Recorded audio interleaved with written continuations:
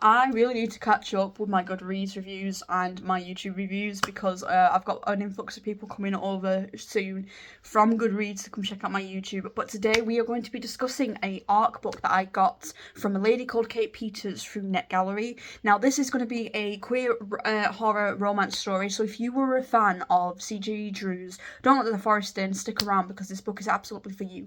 And before anyone asks, this is my Massey Massey shirt signed that I got from a concert that I went to. I actually went to a Michael Aldad concert. I mostly wear this for pyjamas, but today it is what I'm wearing for this view. We have my dragon on the wall, and let's get into the review. Now, I used to have a NetGallery account, or I do have under a different name, but I couldn't figure out how to reset the password, so I have set this one up under my work email for BookTube, and the book we are going to be reviewing is Let Me Keep You by Kate Peters. It is not published yet, and we are expecting it on the 31st of October 2025. Normally I would schedule these sorts of videos to come out at a later date, but I want this to come out before this is going up on the day that I record it, so that it goes up before it goes to publishing. Now at the moment it is a 350-page ebook. I got a free copy of it, so full disclaimer there, and I'm going to read you the synopsis from Goodreads, or the blurb. Lionel, a lifelong horror movie fanatic, is perfectly content keeping to himself. Just him, the monsters on the screen, the occasional repair job around the luxury apartment building where he works. As the maintenance man, he knows the hidden passage, every creaky floorboard, and even where the cats like to hide in the walls. But when the real horrors break through, the building is overrun by nightmarish creatures. Lionel is forced into action. He finds himself protecting Mance, a blind resident with a sharp wit and an eerie calm that doesn't waver, even as reality begins to twist. Together, they navigate her shifting hallways and impossible horrors in the building, relying on Lionel's obsessive knowledge of horror and tropes to survive. As the danger closes in, unexpected connection grows between them, quiet, intense, and undeniable. But something inhuman is watching Lionel, and it doesn't plan on letting him leave. So we're going to talk about the trigger warnings, which is also on the back cover, and that is for explicit sex, hematologynia. I'm going to insert them here so you can click off this video. I just realised I can't pronounce half of these. And then we've got blood, gore, murder, death, descriptions of an unnamed eating disorder. And basically I applied for this book last night and I got it, and I sat down and I planned to read it till I fell asleep and then finish it up this morning. What ended up happening is, as I was reading it, I could not put this book down. Now normally I am very, very judgmental when it comes to female authors. I don't think that they write gay romance for men well, and this book very clearly states in the beginning that it was for the girls, not for the gay men, right? But I gotta be honest with you, my heart did drop a little bit after reading that, but this book did not disappoint me. I know there was a guy on the NetGallery website who disagreed and was like, what, 75%? I got to the 75% mark, and to me it felt like it was natural and it was weird. But another thing I want to mention about Let Me Keep You is that this book reminded me of some of the indie horror games I grew up on. Now, if anyone enjoyed Resident Evil, Silent Hill games, if you were a fan of the indie horror franchise Corpse Party, and I don't mean the remakes that we've recently gotten in the tribute style, I mean actual Corpse Party, the original one that we got for the PS and I think was added on Steam, this will absolutely appeal to you with this book. I devoured it. It did. Now, the thing is, one thing I do want to also mention is, if you are someone who likes something that gives kind of fanfiction vibes, that's another thing that was also in this book. So normally there's a way to do it. I find there's a way that you need to present the characters to make it not seem like the characters are being over sexualized, and that's the plot of the book.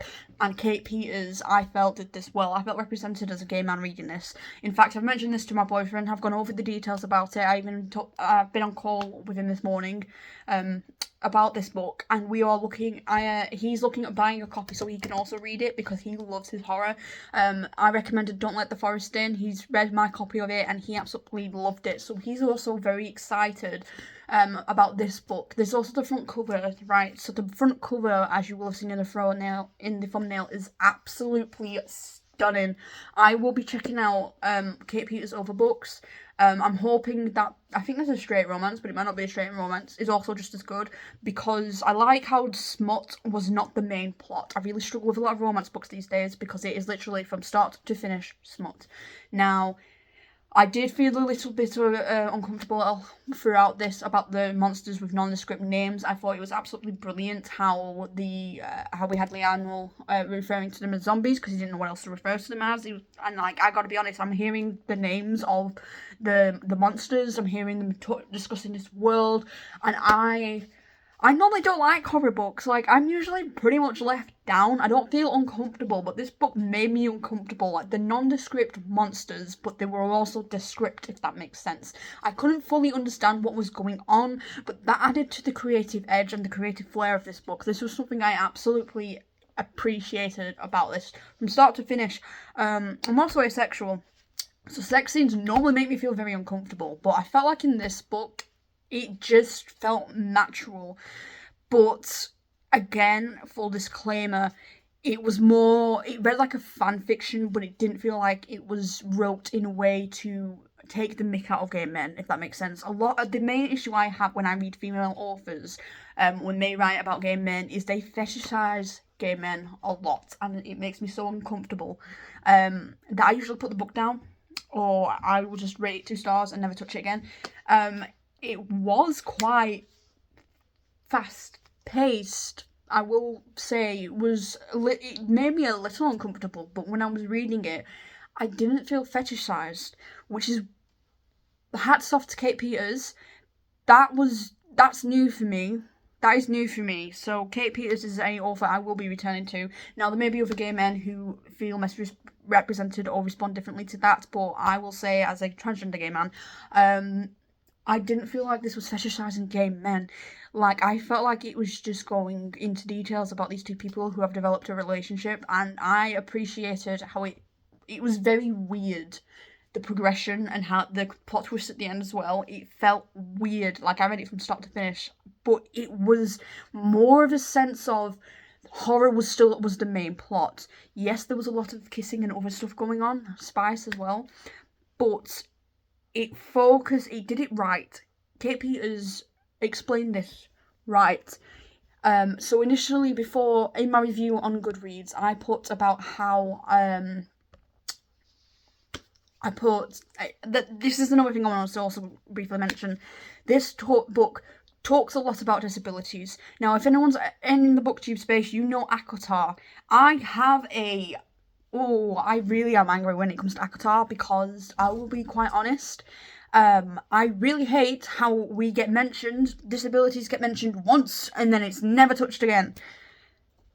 Disabilities were part of the characters in this book, and Kate Peters wrote those disabilities, I thought, so well into the characters that it felt like it was naturally part of the world. So while you've got all these shifting realities, you've got all these horrors, you've got all this stuff going on, I really appreciated how she didn't only just use one disability, but there were quite a few disabilities mentioned throughout this book, and it stayed central to the characters, and it was mentioned throughout the plots.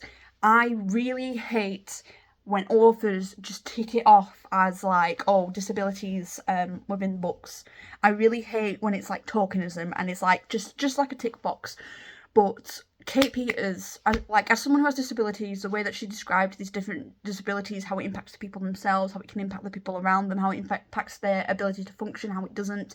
I thought being able to not only discuss but also address different disabilities within a book, and also address these parts of disabilities, like living with it, going through the horrorscape with it. There were some parts, I will not lie, where I was like, well, if you're blind, why can you do this?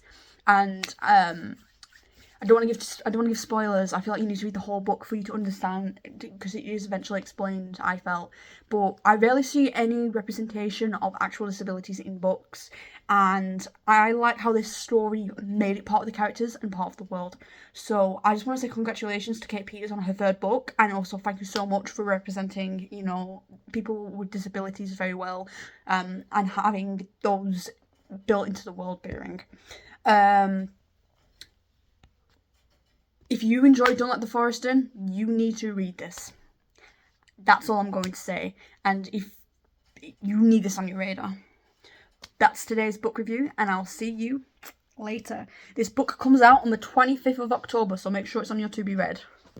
Bye!